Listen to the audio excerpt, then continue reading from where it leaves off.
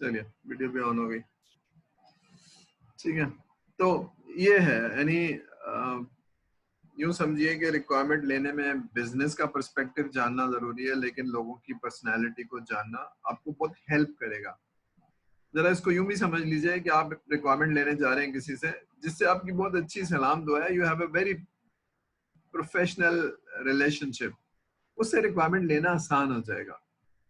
लेकिन ऐसे हिसाब है आपके ऑफिस में जो आपकी शक्ल देखना नहीं चाहते, उनसे रिक्वायरमेंट लेना, ऑफिशियली तो आप जा रहे हैं, वो ऑफिशियली मिलते भी बहुत अच्छे हैं, लेकिन आपको मालूम है कि आपके और उनके ताल्लुकात अच्छे नहीं, that would be very difficult. तो समझ रहे हैं आप, लोगों की प्रोफाइल समझना, पोजीशनिंग समझना और पर्सनैलिटी को समझना बहुत जरूरी है। ये बात समझ में आ रही है? Do you realise that importance of this students profile? इसको कहते हैं स्टेक होल्डर मैनेजमेंट। ठीक है, मैं किसी लेक्चर में पूरा आपको बताऊंगा किस तरह से कैटेगराइज करते हैं, क्या करते हैं, पूरा एक लेक्चर है मेरा बिजनेस एनालिसिस में। हम आखिरी में टच करेंगे, पहले रिक्वायरमेंट इंजीनियरिंग को टच कर लें, फिर आखिर में जो क्लासेस बचेंगी उसमें हम बिजनेस एनालिसिस को टच करेंगे। ठीक है, ये बात समझ में आ रही है आप लोगों को कि भाई why it is important that you go and take the requirement? Before taking the requirement, I should know his or her personality and their impact, I mean the profile। जितना important होगा, जितनी उसी पोजीशन पे होगा, उतना impact कर सकेगा। ठीक है, बात समझ में आ रही है भाई रिक्वायरमेंट लेने से पहले? Do you realise that? या नहीं ये समझ में आ रही तो फिर हम थोड़ा सा टाइम और लगाए, वरना मैं आगे जा रहा हूँ। ठीक है, हमें जूमिंग की समझ में आ रही है लोगों को, कुछ बात नहीं कर रहे तो ठीक है। चलिए, तो अब हम गए रिक्वायरमेंट लेने, तो हमें थोड़ी सी कस्टमर की नॉलेज हो गई है। और अच्छा, कस्टमर की नॉलेज में मैं एक वाकया सुना देता हूँ आपको कि जब मदीने में हुजूर सल्लल्लाहु अलैहि वसल्लम की हुकूमत कायम हो गई, तो आपने कुछ सहाबा को खत लेके भेजा बड़े बड़े सरदारों के पास और बादशाहों के पास कि आप जाएं और उनको एक खत दे दें। तो लोग जाते थे और खत दे देते थे। तो आपका खत जब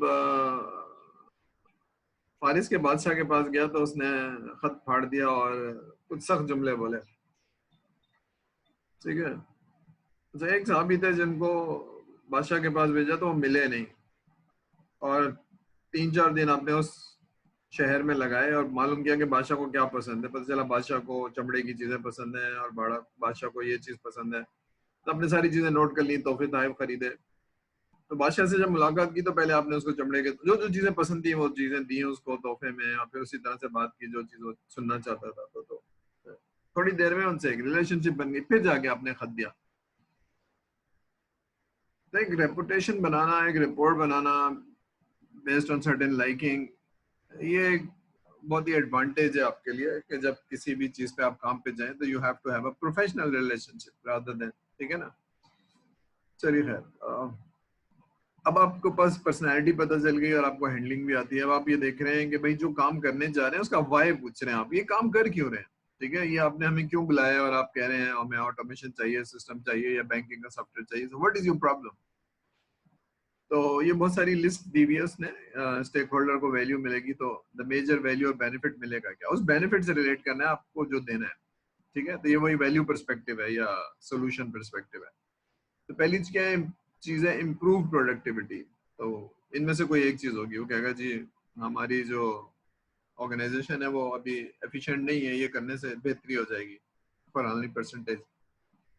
या नंबर 2 होगा कि जी हमारा जो भी हम बनाते हैं इससे वेस्ट बहुत होता है, या इसमें दोबारा काम करना पड़ता है, तो जिससे टाइम और एफर्ट्स ज्यादा होती हैं, इसको हम रिड्यूस करना चाहते हैं ऑटोमेशन से या सॉफ्टवेयर से। ठीक है, मैंने आगे लिखा हुआ है COQ, ये एक्चुअली कहते हैं कॉस्ट ऑफ क्वालिटी।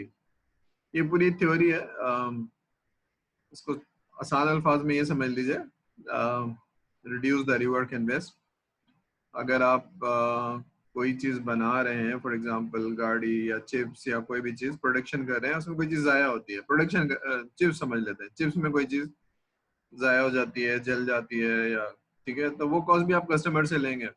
तो एज्यूम करिए कि आपकी 20% जो कॉस्ट है वो वेस्ट होती है, या ठीक है वो जाया चली जाती है जो रॉ मटेरियल, तो वो भी आप कस्टमर से लेंगे। तो अगर वो वेस्ट ना हो तो आप 20% ज्यादा कमा सकते हैं, या वो बेनिफिट कस्टमर को ट्रांसफर कर सकते हैं। तो वो कैसे होगा, अब ये नहीं पता कैसे होगा, ये समझने के लिए हम आपको बुलाया। जैसे अभी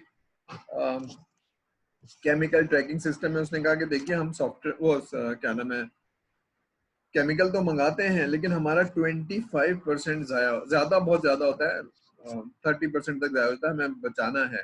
ठीक है, तो बचा क्यों नहीं पा रहे, इसलिए कि हमें अलर्ट नहीं मिलता, हमें इंफॉर्मेशन नहीं मिलती। ठीक है, तो आपके सॉफ्टवेयर के थ्रू हम बचा पाएंगे। ठीक है, वेस्ट को बचा पाएंगे। कॉस्ट सेविंग में मैंने जस्ट इन टाइम लिखा है, तो आई डोंट नो आप में से किसी ने जस्ट इन टाइम, टोयोटा का एक मॉडल है जस्ट इन टाइम, क्वालिटी पे कंप्रोमाइज नहीं है लेकिन कुछ कॉस्ट वो कम कर सकते हैं। ठीक है, और कैसे कम कर सकते हैं, गाड़ी बनाने के लिए पार्ट्स होते हैं, पार्ट्स को असेंबल किया जाता है, फिर उसकी क्वालिटी चेक होती है, फिर गाड़ी तैयार हो जाती है। तो रॉ मटेरियल होती है, प्रोडक्शन होती है और रख दी जाती है।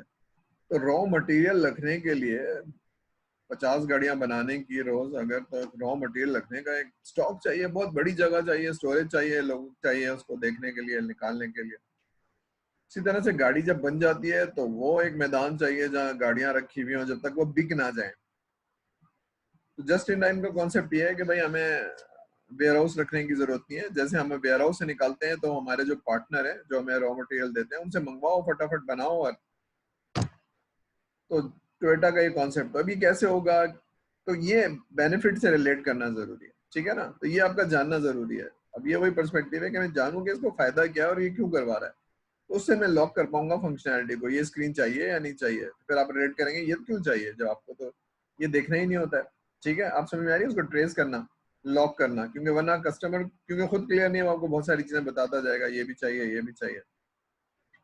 Number 2, sorry, streamline business processes. अच्छा, मैं सिर्फ एक्सपीरियंस से बता रहा हूँ कि बहुत सारी ऑर्गेनाइजेशन में कुछ सालों से वो प्रोसेस चल रहे हैं और कोई देखने वाला नहीं है, कोई पूछने वाला नहीं, बस ऐसे ही कर रहे हैं। ठीक है ना, जस्ट फॉलोइंग द अदर्स। तो अच्छा, ये इंसान की फितरत है। लेकिन जब बाहर से कंसल्टेंट जाता है, like I went to certain places, मैंने सब फौरन सवाल किया कि ये क्यों कर रहे हैं यार, तो इसका तो कोई फायदा नहीं है। कह लेंगे बस कर रहे हैं, हमने भी नहीं कभी सोचा, आपने आए तो पूछे, मैंने उसको ड्रॉ किया, फिर बोर्ड से पूछा, उन्होंने कहा कोई फायदा नहीं, मैंने कहा उसको निकाल दें, कह लेंगे निकाल दें, लेकिन लोगों को ट्रेन कर दें। तो as is and to be, तो पुराना system is as is and to be. तो एज बिजनेस एनालिस्ट आपको जाके पूछना है कि भाई क्या कर रहे हैं, क्यों कर रहे हैं। इसका मतलब ये है कि आपने वाई पूछना है। Anything does not make sense, raise your hand.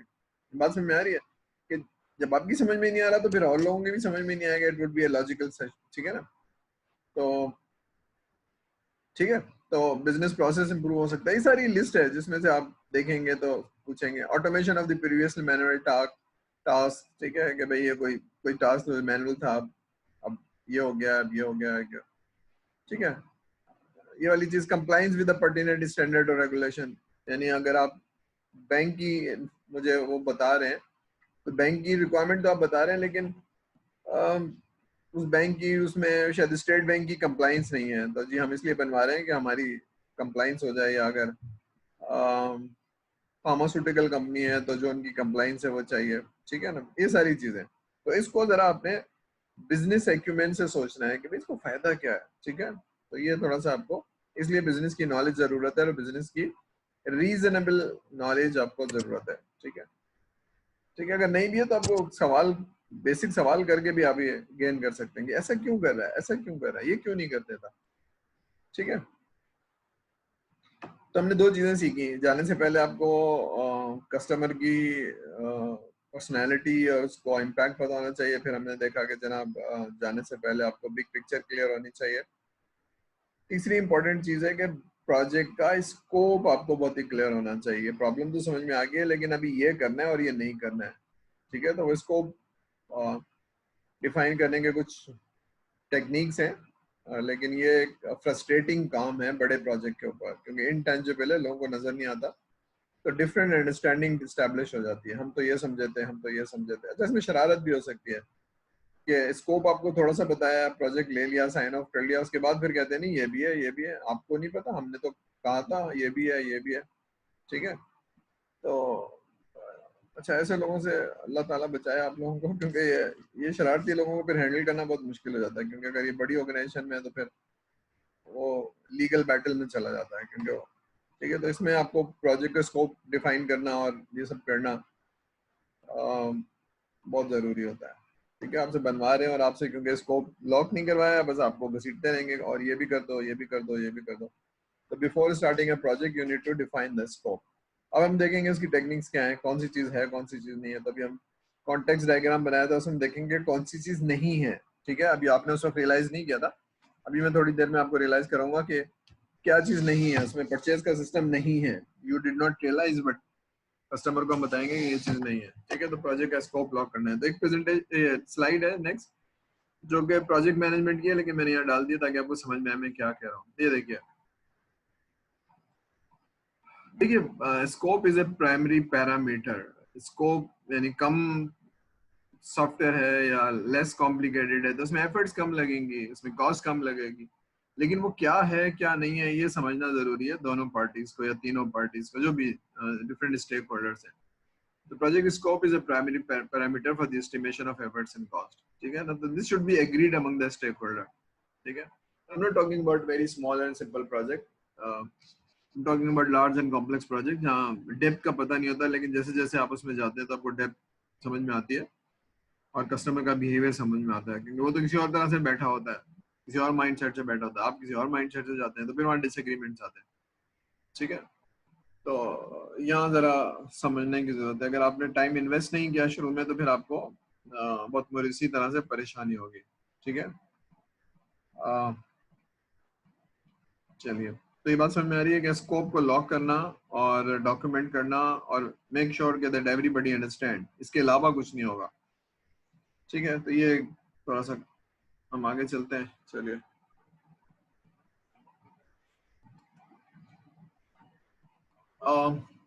अब इस स्कोप को लॉक करना या इसको डायग्रामिकली या पिक्चर कैसे समझाना, उसके लिए उसने बताया कि कॉन्टेक्स्ट डायग्राम है, फीचर ट्री है, इवेंट लिस्ट है। ठीक है, तो एक बना सकते हैं, एक से ज्यादा बना सकते हैं। तो नॉर्मली एक से ज्यादा पिक्चर बनाई जाती है ताकि एक दूसरे को, अभी क्यों बनाई जाती है? ये इसलिए बनाई जाती है कि common understanding and accurate communication among the project stakeholder. ये डिसाइड ही नहीं हो रहा कि क्या बनाना है, तो फिर कैसे एस्टिमेशन होगी और कैसे एफर्ट्स बताई जाएगी? ये डिसाइड होगा तो बताया जाएगा ना। तो एक्यूरेट कम्युनिकेशन क्यों नहीं आती? एक आदमी बिजनेस बोल रहा है, उसकी नॉलेज अलग है, और आप हैं टेक्नोलॉजी के लोग, तो आपकी नॉलेज अलग है, आपका माइंडसेट अलग है। तो एक अंडरस्टैंडिंग पे आना इतना आसान नहीं है unless you have that experience. ठीक है,